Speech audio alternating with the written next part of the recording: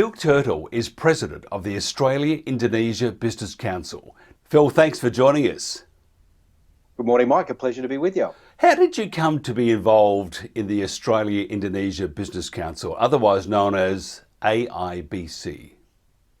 Well, it's a bit of a long story, I guess, like many, but through my professional career in engineering and mining, being based here in Western Australia, a lot of the projects I was working on took me into the Asian region. I'd spent a lot of time in China, in Singapore, in Malaysia, and also in Indonesia, particularly on coal mining and other projects. I guess I just built a personal passion for the country and recognised the great opportunities. And having been doing that myself for a couple of years, I was introduced to the AIBC through some friends and was very impressed in what they were doing and the calibre and diversity of the people who were engaged with that organisation. So as I do with some things, I put my membership money on the table and said, well, now what do I do? And I've had the good fortune to be in a leadership role with the organisation for the best part of a decade and now serve as the national president, a role I've had for the last 3 years. And our organisation is represented all the way around Australia in all 8 states and territories. So we've got a terrific footprint and work very closely with our counterparts, the Indonesia Australia Business Council in 5 cities in Indonesia. What's the main objectives of the AIBC? Well, we're a membership-based organisation, so primarily we're interested in serving the needs and interests of our members.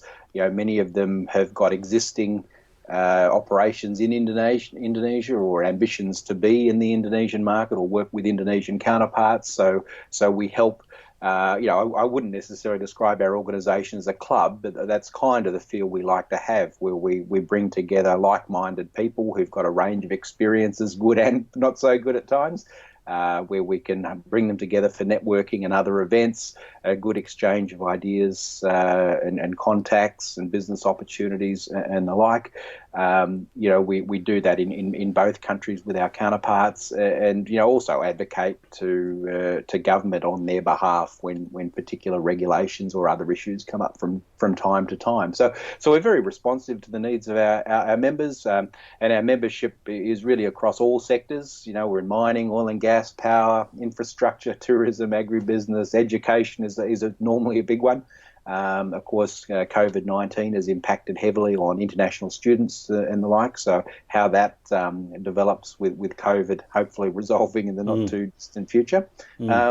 And of course, a big focus on the emerging sectors, fintech and cybersecurity are really front of mind in both countries. How are they coping with COVID-19? It's a terrible thing and it's retarding the world quite quickly now. What about with Indonesia and with your members? How are they getting through this? Well, Indonesia's been hard hit like many countries, and business is heavily impacted. Not being able to travel often. For our Australian businesses, particularly, often there'd be a regular exchange of visits by the executive teams and the like. But a lot of that, of course, is now being done in a virtual way, just as we're talking on Skype today. I don't think I've seen more webinars and Zoom meetings and things like that. So I guess business is adapting to the new normal, but unfortunately the new normal seems to be redefined on a daily basis. And one of the things I'm particularly proud of, and on any other day also, Australian businesses going into Indonesia are seen as being very good corporate citizens, and they're doing their best to look after their staff, who are obviously reliant on their salaries to look after their families and the like. Here in Australia, we're very fortunate that our governments have been able to respond strongly and help stimulate the economy and keep businesses afloat. Indonesia, with their vast archipelago and their diversity, etc., and their bureaucracy is perhaps not as efficient as Australia in doing that. So it really does come down to a lot of the individual businesses to doing what they can to keep their people afloat.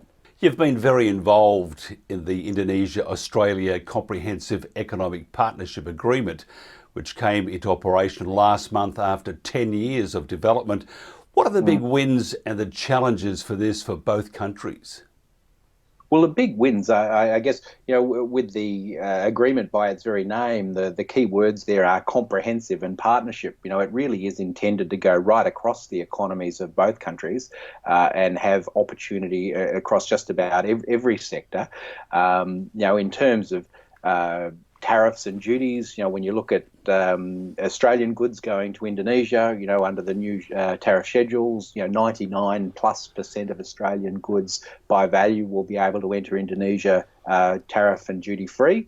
And coming back the other way, 100% of Indonesian goods will be able to come into Australia duty free, and that's across a broad range. I know Indonesia is very ambitious. Indonesia is the second largest automotive manufacturer in Southeast Asia behind Thailand. It has great ambition in electric vehicles, and there are special provisions under IA-CEPA for the import of Indonesian manufactured electric vehicles into Australia, which would be wonderful to see that. And I guess the complementary opportunities are Australia is also very strong in the battery minerals, the lithium and cobalt, nickel, and other materials that go into those. So there's good complementary opportunities in those sort of sectors. But again, in the traditional areas of cattle exports, in grains, in dairy, agricultural products, in education services, there are new opportunities with attractive quotas, along with the reduced tariffs and the like. So there really is, up for business to delve into the agreement in detail to see what is in it for their particular sectors. And again, I would point people towards the very comprehensive Department of Foreign Affairs and Trade website or their portal on the agreement, which goes into great detail of what, sector by sector, what the pluses are. But again, in the partnership sense, obviously we are looking for opportunities for greater import and export, two-way trade, but also driving opportunities for Indonesian and Australian businesses to work closely together to exploit opportunities throughout ASEAN, the broader Asian region, and globally. And there are many examples of Australian IP being matched with Indonesian manufacturing capability, exporting a range of goods from kitchen equipment, work boots, fishing lures, high-tech equipment, all sorts of things. We've seen that model working very effectively. So keen to explore how that can be spread wider. And you ask about challenges. I think historically, when we've been developing the agreement, one of the frustrations which had come out is Australia's very keen focus, understandably, on our major trading partner further to the north in China.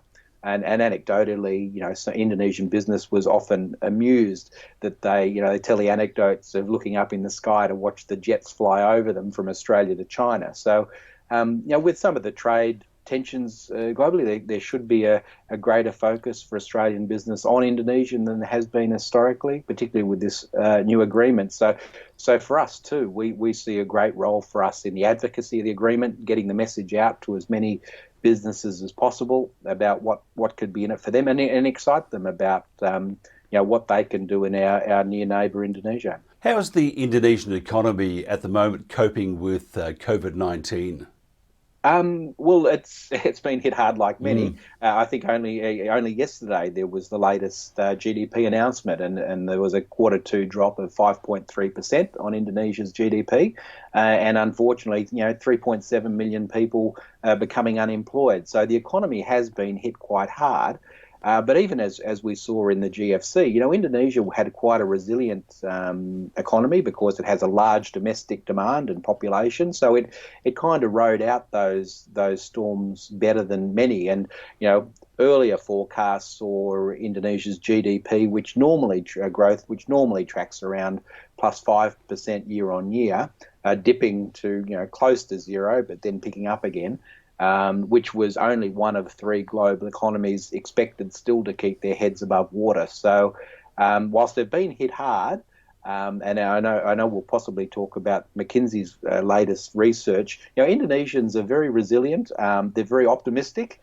And I think they'll bounce back. They deal with a number of challenges on any other day anyway, and this COVID situation is another significant one.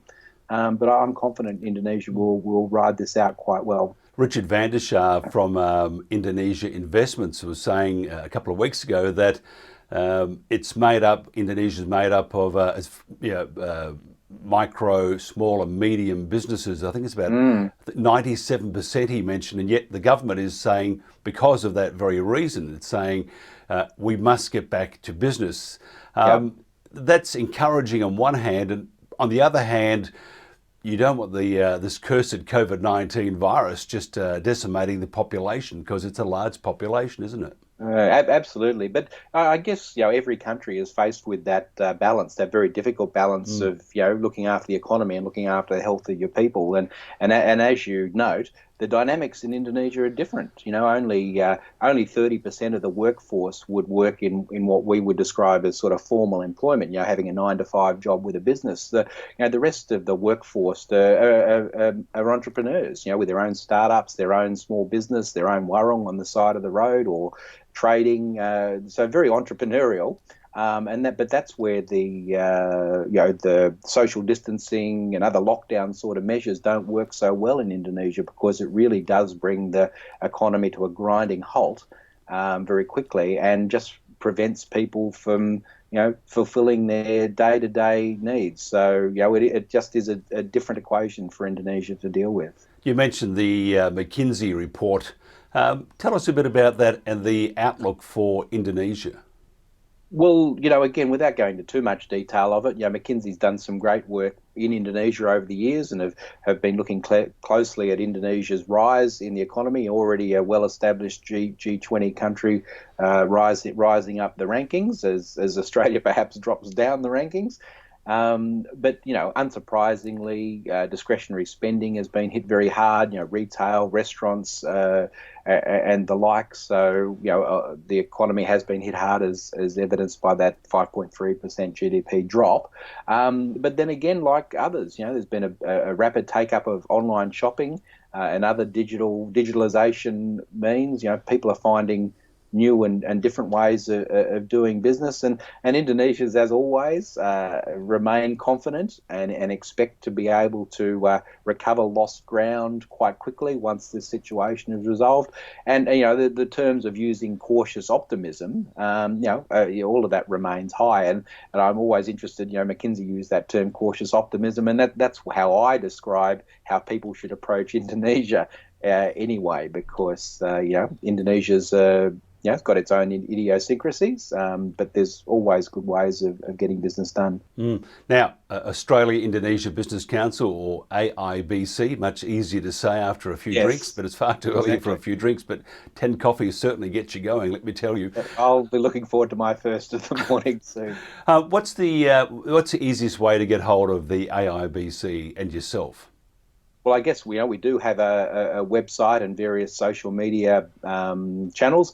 The best one is to find us at aibc.com.au, and that will link you to the other facilities we have and their broader organisations. That's always a good starting point. There's a nice big button in the middle of the screen to sign up for our newsletters or become a member. So doing either of those will keep you engaged with us. We have a very vibrant program of particularly online events at the moment. So we've had some very interesting programs. We recently launched the trade agreement with Minister Birmingham, and I think we had over 1,700 registrations for that, or people online in both countries, and it was very encouraging to see the new faces and the new names, because I guess with any groups like ours, you do get the usual suspects. You see you find sometimes you're preaching to the converted, but it's great to see we're getting a lot more unconverted at the table. Fantastic opportunities for many businesses. Indonesia, a great first stop and a continuing port of call, the AIBC. Phil, thank you very much. You're very welcome, Mike.